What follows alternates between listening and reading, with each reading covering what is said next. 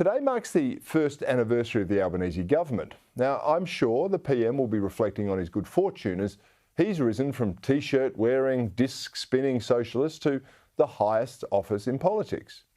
And I reckon few, even in his own party, would have thought that he'd actually make the transition that he has.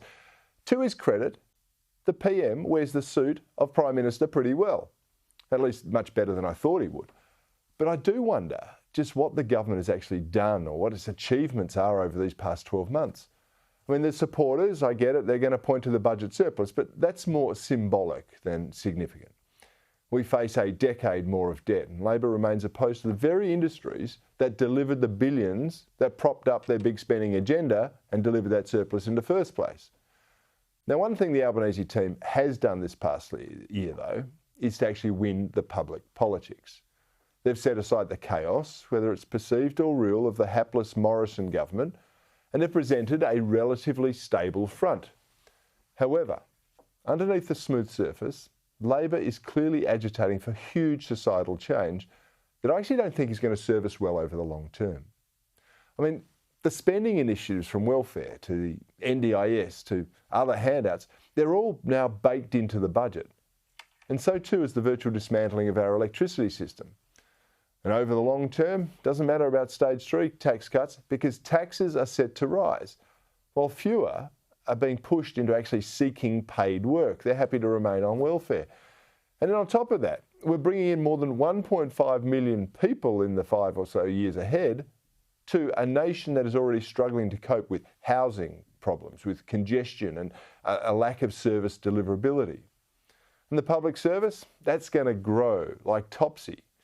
Well, Anthony Albanese is heavily backing a new race-based bureaucracy as well. Then I've got to say that win or lose, it doesn't matter the result of that referendum, well it does, but no matter what the result, it's only going to divide Australia even more. Okay, on the plus side, the PM has exceeded my expectations, at least on the international stage. In that respect, he's truly grown into the role, much better, as I said, than I thought he would. He also seems to be wise enough to let his ministers step up in their portfolio areas rather than wanting himself to be front and centre all the time. Now, in my book, that's a plus because too many leaders that I've seen over the years, they love the attention. They seek to hog the limelight while they hamstring their ministers, and that results in chaotic government. But to his credit, the ego and hubris that has seen very early in some of his predecessors isn't actually evident. And I hasten to say, yet. But after a year, I can openly say that while the government is tugging in a completely different direction than I think they should, even a partisan like me doesn't actually dislike the man that's in the top job.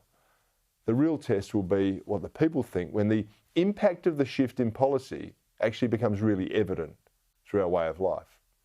1 year in, few will now accept blaming your predecessors for any problems that come up going forward.